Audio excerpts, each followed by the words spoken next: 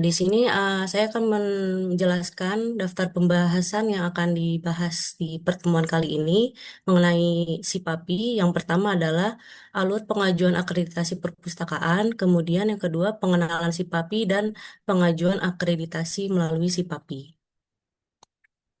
Eh, untuk pembahasan yang pertama, terkait persiapan dan pelaksanaan akreditasi perpustakaan. Persiapannya itu, Bapak dan Ibu bisa membentuk tim terlebih dahulu untuk membentuk tim persiapan akreditasi. Kemudian, melakukan pendaftaran dan mengumpulkan berkas pengajuan akreditasi melalui SIPAPI. Lalu menerima jadwal visitasi melalui surat resmi yang biasanya disebarkan melalui Dinas Perpustakaan Provinsi setempat. Kemudian setelah itu akan ada pelaksanaannya. Pelaksanaannya ini terdiri dari kegiatan visitasi yang dilihat oleh asesor akreditasi perpustakaan. Kemudian setelah dilakukan visitasi akan diadakan rapat pleno hasil akreditasi perpustakaan Bapak dan Ibu. Kemudian setelah rapat pleno akan diterbitkan sertifikat dan berita ACE dan rekomendasi akreditasi perpustakaan. Nah, dalam kegiatan pelaksanaan ini ada agendanya terkait pembukaan. Kemudian ada peninjauan perpustakaan dan verifikasi data yang dilakukan oleh asesor dan asesi. Kemudian setelah itu penyampaian hasil visitasi dan tanggapan dari perpustakaan. Nah, setelah penyampaian hasil visitasi dan disetujui oleh asesi, maka akan ada penandatanganan berita acara. Selanjutnya, mengenal si papi. Si papi itu eh, akan dijelaskan bagaimana tujuan pengembangannya, kemudian pengguna aplikasi, fungsi menu, dan tutorial si papi untuk ACC. Terkait tujuan pengembangan si papi ini adalah untuk kemudahan pemberkasan, kemudian kemudian transparansi data, lalu penyajian data real time, dan menghemat biaya. Sebelumnya kami itu menggunakan bukti fisik yang dikirimkan melalui pos ataupun email. Dan dengan cara tersebut itu kurang efisien, sehingga sekarang ini kami menggunakan aplikasi Sipapi dengan alamat akreditasi.perpusnas.go.id, yang dimana dikirimkan file secara elektronik sehingga lebih transparan dan mudah untuk penyajian datanya. Lalu ada pengguna aplikasi Sipapi itu ada apa saja? Yaitu adalah masyarakat umum yang memiliki akses secara publik. Yaitu masyarakat umum ini bisa mengakses informasi tentang penyelenggaraan akreditasi perpustakaan. Kemudian ada administrator atau staf dari kami, dari tim sekretariat yang melakukan validasi data, kemudian menerima pengajuan dan menugaskan asesor. Lalu ada pengguna aplikasi yaitu asesor yang ditugaskan yang memberikan penilaian dan rekomendasi pada pengajuan Bapak dan Ibu yang dikirimkan pada aplikasi Sipapi. Kemudian ada asesi yaitu dari pihak perpustakaan yang mendaftarkan perpustakaannya untuk diakreditasi dan melakukan visitasi dan validasi oleh asesor. Lalu ada admin provinsi yang dari perwakilan dinas perpustakaan setempat yang yang ditugaskan untuk melihat pengajuan akreditasi di wilayah kerjanya. Kemudian ada fungsi menu utama pada saat Bapak dan Ibu eh, memasuki halaman si papi di awal. Pertama ada di beranda, kemudian ada tentang kami, media, dan layanan. Pada tentang kami ini membahas tentang profil asesor akreditasi perpustakaan, kemudian penulisan akreditasi, testimoni, jumlah perpustakaan terakreditasi, dan informasi umum.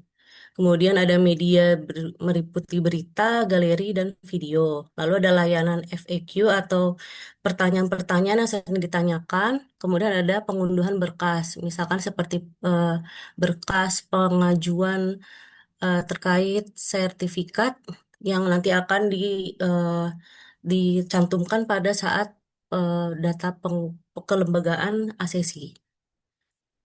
Nah, di sini fungsi menu ini bisa diakses secara umum eh, tanpa perlu daftar atau masuk ke dalam akun. Kemudian ini adalah menu-menu yang ada di dalam halaman asesi. atau perpustakaan yang mendaftarkan akunnya pada si Papi. Nah, jika Bapak dan Ibu sudah mendaftarkan akunnya pada akun si Papi, maka tampilannya akan berbeda seperti di halaman awal. Di sini ada dashboard terkait ke informasi hasil akreditasi dan pengajuan akreditasinya. Kemudian ada data kelembagaan, akreditasi, dan menu sertifikat yang nanti akan dijelaskan di sesi selanjutnya. Di sini juga ada eh, tombol terkait profil perpustakaan. Biasanya ini terdiri informasi dari foto-foto ataupun nama perpustakaannya. Kemudian ada notifikasi juga yang akan yang berfungsi sebagai eh, eh, notifikasi bagaimana keberlanjutan kelembagaannya, kemudian eh, step-step selanjutnya. Nanti akan diinformasikan pada notifikasi. Lalu, di sini saya akan menjelaskan tutorial si Papi untuk ACC.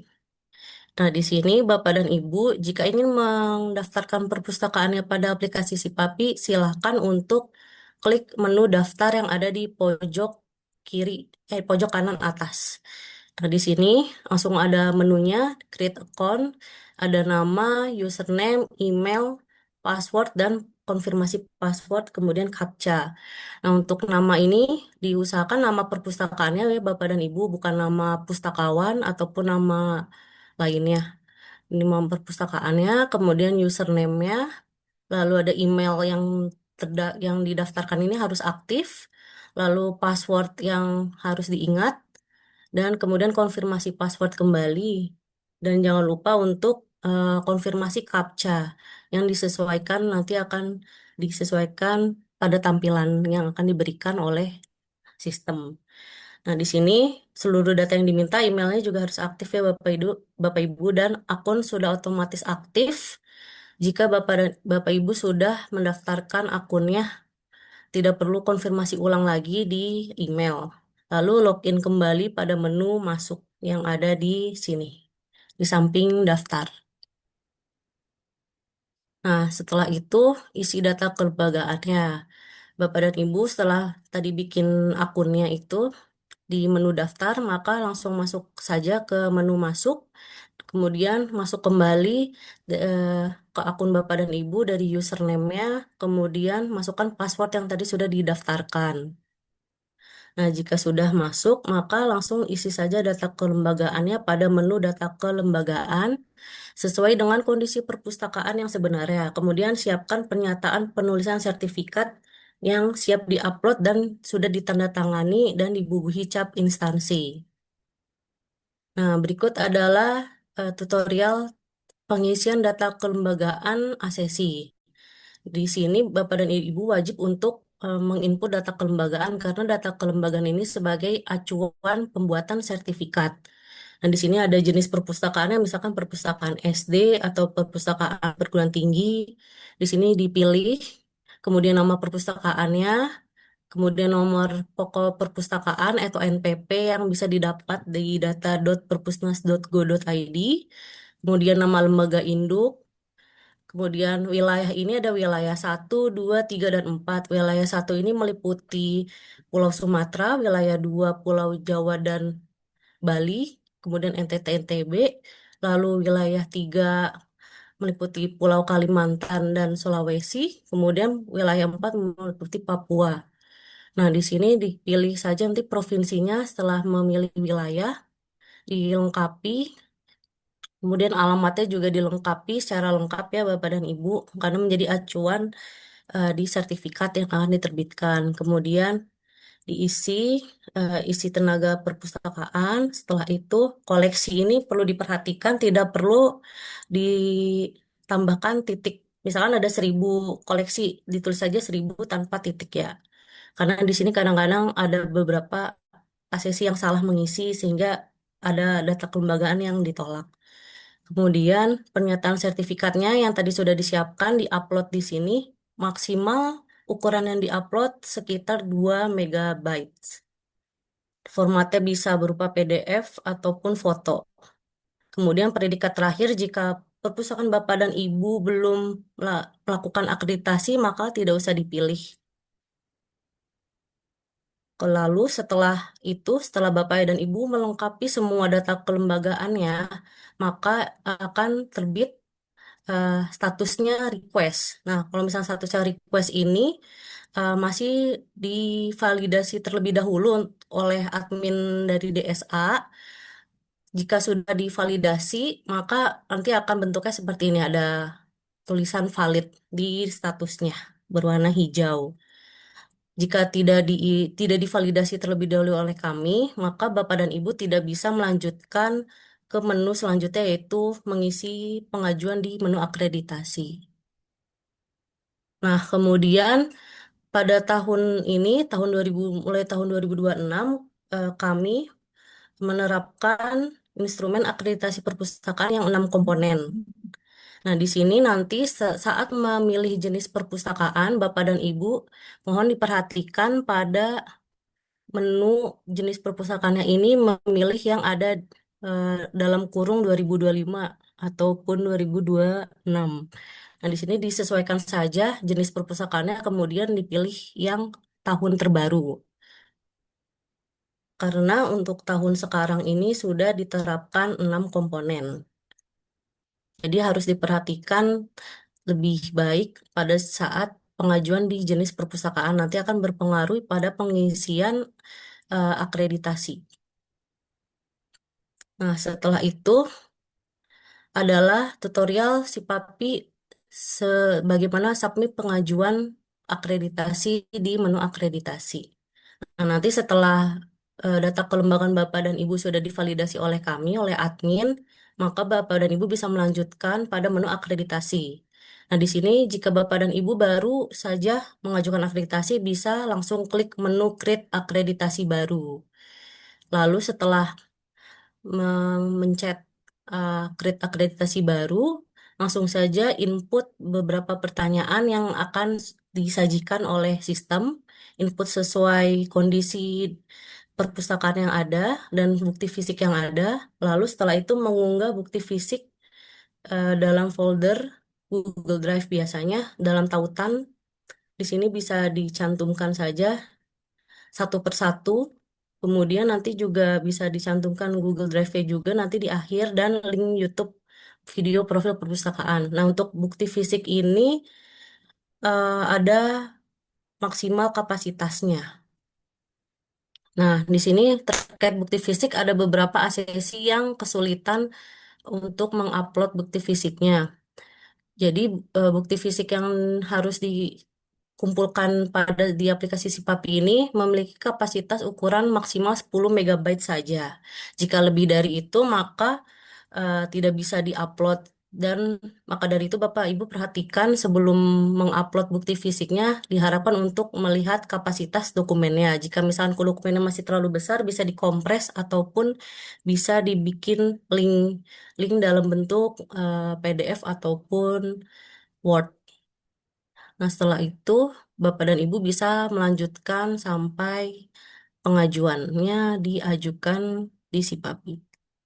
Nah, di sini nanti jika semuanya sudah diajukan pada bukti fisiknya, Bapak dan Ibu akan menyelesaikan pengajuan dengan menu seperti ini. Apakah Anda yakin submit akreditasi ini jika Bapak dan Ibu tidak ada yang perlu diganti lagi dari isian instrumennya ataupun bukti fisiknya, maka Bapak dan Ibu bisa langsung klik submit saja.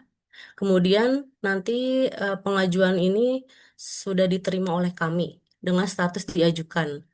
Nah, jika status perpustakaan Bapak dan Ibu sudah diajukan, maka bisa kami proses untuk penjadwalan terkait visitasi asesor ke perpustakaan Bapak dan Ibu. Namun, jika Bapak dan Ibu statusnya masih belum diajukan ataupun statusnya masih belum lengkap, maka kami belum bisa memproses visitasi perpustakaan ke perpustakaan Bapak dan Ibu. Kemudian pasca pengajuan akreditasi perpustakaan. Nah, di sini pasca pengajuannya selalu periksa notifikasi melalui akun Sipapi yang ataupun email yang didaftarkan pada akun Sipapinya. Eh, Tadi terkait pasca pengajuan ini adalah kegiatan visitasi yang akan diinformasikan melalui surat resmi yang dikirimkan oleh Perpusnas kepada dinas provinsi setempat. Kemudian nanti setelah visitasi dilakukan penilaian oleh asesor, kemudian penerbitan berita acara, akan ada rapat pleno, yaitu menentukan nilai akhir akreditasi perpustakaan yang telah divisitasi oleh asesor. Jadi pada saat visitasi itu nilainya itu masih belum fix ya Bapak dan Ibu, masih harus ada tahap rapat pleno yang dimana ditetapkan nilai yang akan diterbitkan pada sertifikat perpustakaan Bapak dan Ibu. Kemudian setelah rapat pleno akan ada penerbitan sertifikat dan surat rekomendasi pada akun Sipapi Bapak dan Ibu yang ada di menu sertifikat. Nah, berikut adalah isian menu sertifikat jika nanti sudah selesai ada rapat plenonya, kemudian sudah selesai visitasinya, nanti sertifikat ini diterbitkan pada menu sertifikat dan kemudian bisa diunduh langsung di menu tersebut. Di menu tersebut ini langsung diklik saja nanti sudah muncul sertifikatnya dan rekomendasinya. Contohnya seperti ini. Sekiranya itu saja terkait materi si Papi kali ini. Terkait informasi lebih lanjut tentang DSA, mungkin Bapak dan Ibu bisa lihat di Instagram kami di dsa.perpusnas ataupun melalui link tree dsa.perpusnas.